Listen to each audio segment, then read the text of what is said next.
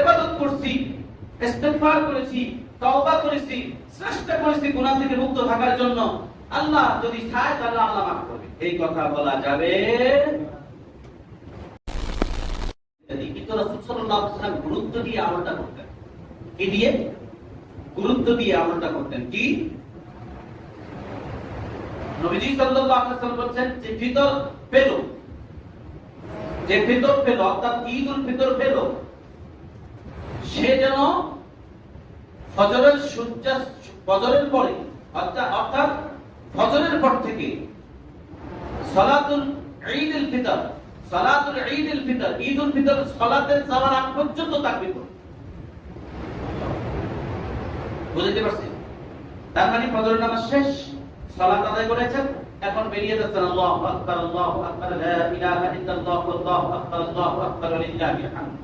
যখনই পড়বে, মনে পড়বে আল্লাহু আকবার, আল্লাহু আকবার, লা ইলাহা ইল্লাল্লাহ, আল্লাহু আকবার, আল্লাহু আকবার, লিল্লাহিল হামদ, চলবে, তাকবীর চলবে। এবার যখন আপনি একেবারে রেডি হয়ে গেছেন, পোশাক পরে ফেলেছেন, ঘর থেকে বেরিয়ে পড়েছেন, আল্লাহু আকবার, আল্লাহু আকবার, লা ইলাহা ইল্লাল্লাহ, আল্লাহু আকবার, আল্লাহু আকবার, লিল্লাহিল হামদ। যখন ঈদের মাঠে প্রবেশ করেছেন, আপনার তাকবীর বন্ধ, আপনার তাকবীর বন্ধ। ঈদের সালাত শেষ, আর তাকবীর নেই। কারণ সালাতের মধ্যে, খুতবার মধ্যে তাকবীর আছে, আছে না নাই? ওই পর্যন্তই শেষ। সালাত শেষ, তাকবীর শেষ। তাই খুতবা কিন্তু সালাতের অংশ। খুতবা কি? সালাতের খুতবা শোনা ওয়াজিব। খুতবা শোনা কি? ওয়াজিব। দ্বিতীয় খুতবায় দোয়া। কাদের জন্য? নিজের জন্য, সমাজের জন্য, মুসলিম উম্মার জন্য দোয়া। সেই দোয়াতে অংশগ্রহণ করে না অনেকে, প্রথম খুতবা শুনেই চলে যায়। ওই লোকের সে কৃপণ আর কি আছে যে ইবাদত করলো কিন্তু আল্লাহর কাছে দোয়া করলো না?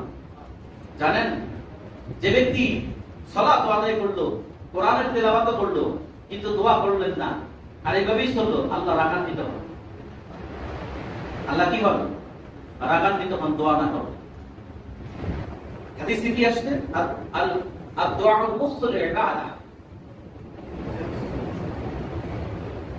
ইবাদতের সারাংশ, ইবাদতের মূলই হলো দোয়া। এই দোয়াটার প্রথম বাক্য হবে আস্তাগফিরুল্লাহ, কারণ সালাত পেয়েছি, ইবাদত করছি না, সালাত আদায় করছি, ইবাদত করেছিলাম, সালাম ফিরালাম। প্রথম দোয়া হবে আস্তাগফিরুল্লাহ, আস্তাগফিরুল্লাহ, আস্তাগফিরুল্লাহ, আল্লাহু আকবার। প্রথম বাক্যে আল্লাহু আকবার কোন কোন হাদিসে আসছে, আর না হলে আস্তাগফিরুল্লাহ, আস্তাগফিরুল্লাহ, আস্তাগফিরুল্লাহ, আল্লাহুম্মা আনতাস সালাম ওয়া মিনকাস সালাম, তাবারাকতা ইয়া যাল জালালি ওয়াল ইকরাম, লা ইলাহা ইল্লাল্লাহ ওয়াহদাহু লা শারীকা লাহু, লাহুল মুলকু ওয়া লাহুল হামদ ওয়া হুয়া আলা কুল্লি শাইইন কাদির। লা ইলাহা ইল্লাল্লাহ وحده لا شريك له له الملك وله الحمد وهو يحيي ويميت وهو على كل شيء قدير. اللهم لا مانع لما اعطيت ولا معطي لما منعت ولا ينفع ذا الجد منك الجد. اقرا اپنے عام دعا کرتے ہیں، ربنا آتنا في الدنيا حسنه ربنا ظلمنا انفسنا وان لم تغفر لنا وترحمنا لنكونن من الخاسرين. হাদিসের দোয়া করতে পারেন, শেফার জন্য দোয়া করতে পারেন, আল্লাহুম্মা রাব্বান নাস আযহিব আল-বা'স ইশফা আনতা শাফি লা শিফা ইল্লা শিফাউকা শিফাআ লা ইউগাদিরু সাকামা। মুসিবতের মধ্যে আছি, ইন্না লিল্লাহি ওয়া ইন্না ইলাইহি রাজিউন, আল্লাহুম্মা আজিরনি ফি মুসিবাতি ওয়াখলিফ লি খায়রান মিনহা ওয়াখলিফ লানা খায়রান মিনহা। এই দোয়াগুলো করবেন। সম্মানিত হাজিরিন, এরপর আল্লাহ সুবহানাহু ওয়া তাআলা কি বলেন? তোমরা তোমাদের রবের শ্রেষ্ঠত্ব ঘোষণা করবে, এই জন্য করবে ওয়ালাআল্লাকুম তাশকুরুন, যে তোমরা রমাদান মাস পেলে, তোমরা ঈমান প্রাপ্ত হলে, তোমরা হেদায়েত প্রাপ্ত হলে, এই জন্য তোমরা তোমাদের রবের শ্রেষ্ঠত্ব ঘোষণা করবে, যাতে করে এই মানুষগুলোর মধ্য থেকে, এই দুনিয়ার মানুষগুলোর মধ্য থেকে ওয়ালাআল্লাকুম তাশকুরুন, তোমরা আল্লাহ তাআলার কৃতজ্ঞ বান্দা হতে পারো, শুকরকারী হতে পারো। আলহামদুলিল্লাহ, আল্লাহ আমাকে রমাদান মাস দিয়েছে। এই কথা বলবেন না, রমাদান মাস পেলাম, ইবাদত করছি, ইস্তিগফার করেছি, তওবা করেছি, চেষ্টা করেছি গুনাহ থেকে মুক্ত থাকার জন্য, আল্লাহ যদি চায় তাহলে আল্লাহ মাফ করবে, এই কথা বলা যাবে? তাহলে দুটো কথা বলবো। মুহাম্মদ রাসূলুল্লাহ সাল্লাল্লাহু আলাইহি ওয়াসাল্লাম বলেছেন, তুমি যখন দোয়া করবে, হাদিসের পরিভাষায় লাউ শব্দ আসছে। লাউ শব্দের অর্থ হলো যদি। লাউ শব্দের অর্থ যদি। মুহাম্মদ রাসূলুল্লাহ সাল্লাল্লাহু আলাইহি ওয়াসাল্লাম বলেছেন, যখন তুমি দোয়া করবে এই কথা বলো না যদি আল্লাহ কবুল করে। এই কথা বলবে না। কি বলবে? আমি আশাবাদী আমার রব আমার দোয়া কবুল করবে। তুমি আশাবাদী থাকো, অবশ্যই আল্লাহ কবুল করবে। কি থাকতে হবে? আশাবাদী। লাউ বলে সন্দেহ, সন্দেহযুক্ত হবে না। লাউ সন্দেহ করা যাবে না যদি আল্লাহ কবুল করেন। আমি আমার নিজের ব্যাপারে, নিজের ইবাদতের ব্যাপারে, নিজের চেষ্টার ব্যাপারে, নিজের রমাদানের ব্যাপারে, নিজের জিকিরের ব্যাপারে, নিজের ইস্তেগফারের ব্যাপারে আমি নিজেই তো সন্দেহান যদি আল্লাহ কবুল করেন। এই যদি শব্দ বলা যাবে না, যদি শব্দ বলা যাবে না। মুহাম্মদ রাসূলুল্লাহ সাল্লাল্লাহু আলাইহি ওয়াসাল্লাম বলেছেন, তুমি আশাবাদী থাকো যে আল্লাহ তোমাকে কবুল করবেন, অতএব আশাবাদী থাকবে।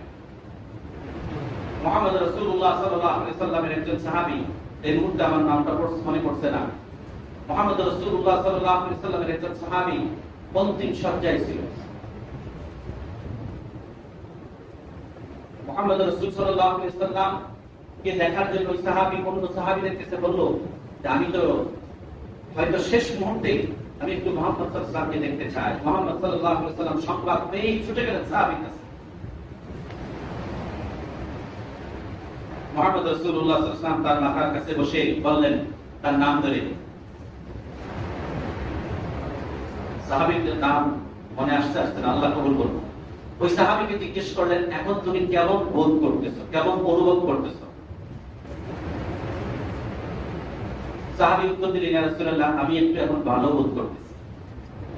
আমি এখন একটু ভালো বোধ করতেছি, কারণ তার মৃত্যুর যন্ত্রণা এতটাই কষ্ট ছিল যে কষ্ট পাচ্ছিল। কিন্তু মুহাম্মদ রাসূল সাল্লাল্লাহু আলাইহি ওয়াসাল্লাম যখন আসলেন জিজ্ঞেস করলেন, তুমি এখন কেমন বোধ করতেছো? সাহাবী বললেন, ইয়া রাসূলুল্লাহ, আমি একটু ভালো বোধ করতেছি।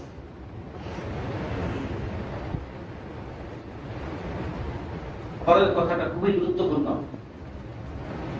আল্লাহ আমাদেরকে ওই সাহাবীর কথার মতো আমাদেরকে কবুল করুন। আবার বলি, ওই সাহাবীর কথার মতো আল্লাহ আমাদেরকে কবুল করুন। সাহাবীকে জিজ্ঞেস করলেন, তুমি তোমার রবের কাছে কিরূপ আশা করো? মুহাম্মদ রাসূল সাল্লাল্লাহু আলাইহি ওয়াসাল্লাম জিজ্ঞেস করলেন, তুমি তোমার রবের কাছ থেকে কিরূপ আশা করো? সাহাবী জবাব দিলেন, ইয়া রাসূলুল্লাহ, আমি আমার রবের কাছে আশা করি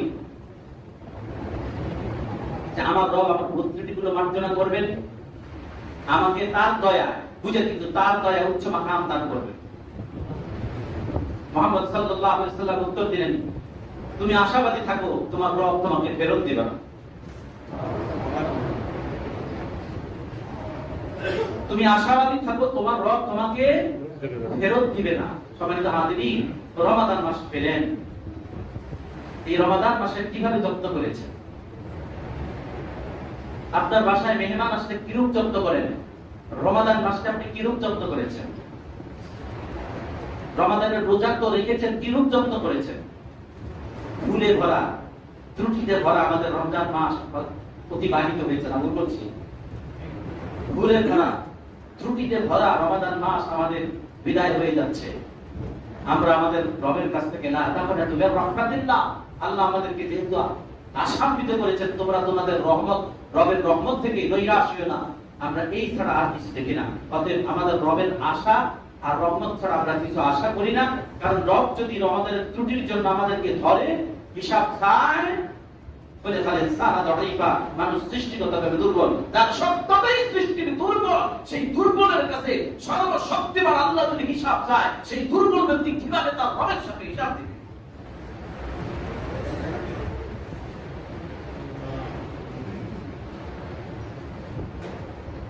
সম্মানিত হাজিরিন, অতএব এই রমাদান মাস আমাদের মাঝ থেকে বিদায় নিচ্ছে। আমরা কান্নাকাটি করে রবের কাছ থেকে শেষ মুহূর্তে আমরা আমাদের রবের কাছে ক্ষমা চেয়ে নিব, রহমত চেয়ে নিব, নাজাত চেয়ে নিব। বাকি জিন্দেগি যেন আমরা হেদায়েতের উপর চলতে পারি এবং রবের ইতাআতের উপর, রাসূলের ইতাআতের উপর আমরা চলতে পারি। আল্লাহ তাআলা আমাদের সকলকে কবুল করুন।